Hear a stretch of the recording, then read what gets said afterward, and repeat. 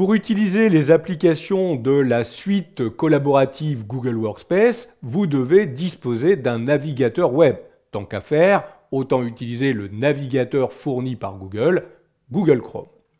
S'il s'agit de votre machine personnelle, l'ordinateur que vous utilisez au quotidien, tous les jours, je vous conseille d'installer un profil dans le navigateur avec votre compte Google Workspace. Ainsi, dès que vous vous connecterez, vous accéderez à l'ensemble des applications disponibles dans le cloud Google Workspace. Alors attention, ne faites surtout pas cela sur une machine qui n'est pas la vôtre. Ce serait dramatique si vous laissez traîner votre compte Google sur un ordinateur public ou un ordinateur d'une autre personne. Cette personne pourra accéder à votre contenu dans le cloud et à toutes les applications qui sont disponibles avec ce compte Google.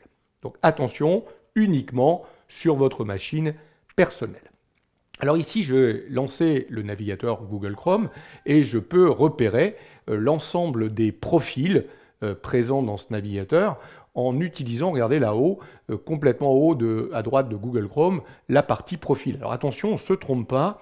Comme moi, j'ai déjà installé mon compte, je retrouve le compte Google, vous voyez, en dessous. C'est bien l'icône qui se trouve tout à fait en haut, qui correspond en fait au profil installé dans le navigateur Google Chrome. Donc je vais cliquer sur ce bouton, et là, vous voyez que je vois le profil qui est actif, je vois que c'est synchronisé avec mon compte Google, et je vois les autres profils qui sont installés sur la machine. Donc là, on voit qu'on a par exemple la possibilité d'accéder avec le compte de Vincent ou un compte invité.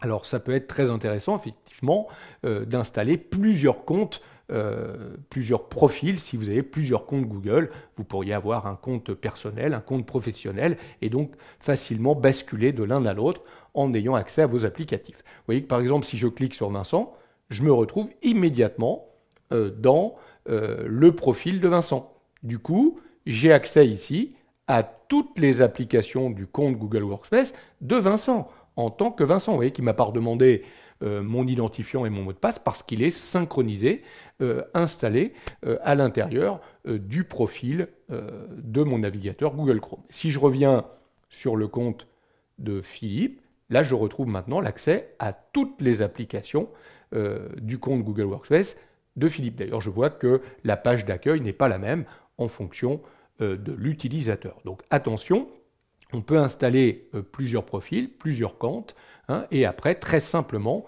on accède à toutes les données du compte. Donc je répète, c'est très important, uniquement sur sa machine personnelle.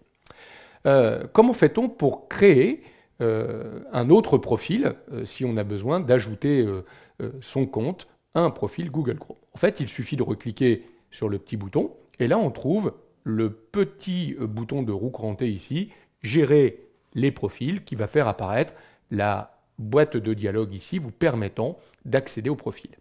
Si je reviens sur le profil de Philippe ici, si je viens sur ces trois petits points, je peux modifier le profil, changer le prénom, le nom, les couleurs, l'avatar qui est utilisé. Mais je pourrais également paramétrer les autres options. Attention, paramètres du navigateur Google Chrome. Ce n'est pas les paramètres de votre compte Google Workspace. Ça, nous en avons parlé dans une précédente leçon vidéo. Mais tous les paramètres utilisés par ce profil dans le navigateur Google Chrome. Très bien. Je reviens sur l'élément de profil. Je reviens dans la gestion des profils. Je pourrais décider de supprimer ce profil. Attention, quand on supprime un profil, on supprime tout l'historique de navigation avec le navigateur, les mots de passe enregistrés si on en a enregistré, les favoris, les données de saisie automatique. On ne supprime pas bien entendu le compte Google Workspace, on a simplement enlevé toutes les données enregistrées, tous les liens vers ce compte Google Workspace. Très bien. On annule. Pour ajouter un nouveau profil, c'est très simple. On clique le petit bouton plus et on va tout simplement se connecter avec son compte Google. On va donc être invité à saisir son identifiant suivant son mot de passe et là il va effectuer une synchronisation. Alors il est possible évidemment en fonction des règles de sécurité que vous avez définies dans votre compte Google, notamment si vous avez demandé une seconde validation avec un numéro de téléphone associé, qu'il vérifie que c'est bien vous qui êtes en train d'effectuer cette opération. Donc il est tout à fait probable que vous receviez un SMS, que vous deviez valider, saisir un code permettant d'indiquer que c'est bien vous qui installez votre compte, vous l'avez compris, pour des raisons de sécurité. Donc moi, je ne vais pas aller au bout de cette création, surtout qu'il est déjà réalisé ici. Une fois que le compte sera installé, vous l'avez peut-être repéré, je reviens sur la gestion des profils. En plus de pouvoir choisir un avatar, regardez tout en bas, on peut aussi créer un raccourci sur le bureau.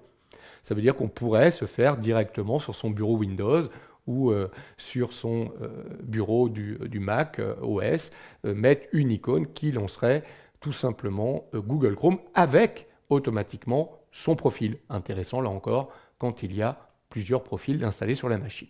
Donc une fois que son profil est installé, dès qu'on a défini sa page d'accueil Google avec son arrière-plan, regardez directement, on est connecté à son compte Google, et ça, le compte Google, on le voit en dessous. Vous voyez qu'on accède à Gmail, on accède ici à son compte Google, et vous voyez qu'ici, on accède bien à toutes les applications Google. Donc ce que vous voyez là, ce sont bien toutes les applications disponibles via Google Workspace. Donc on a l'accès à son compte qui correspond en fait à My Account Google, à Gmail, à Drive, à Docs, Sheets, etc., etc.